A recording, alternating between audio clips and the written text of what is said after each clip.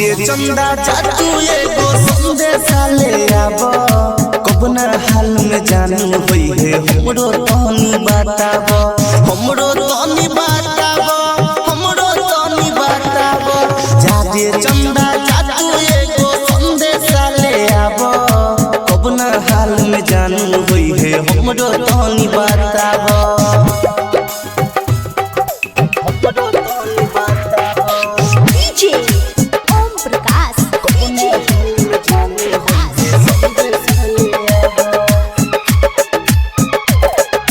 हमरा बताबा पगली हमर रहिया जो हट होई है याद में हमरा अखिया के उ कचरा धोबत होई है हमरा बताबा पगली हमर रहिया जो हट होई है याद में हमरा अखिया के उ कचरा धोबत होई है चाहतानी ओकरा हम जन्म से ज्यादा जाके चंदा जा तू एगो संदेशा ले आबो संदेशा ले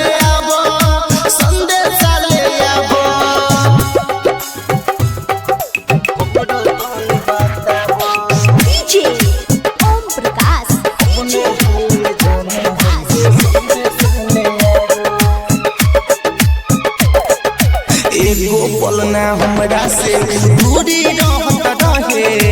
कॉलेज के बहाना रोज मिले आवत रहे एगो पलना हमरा से दूरी रहत रहे कॉलेज के बहाना रोज मिले आवत रहे तर पता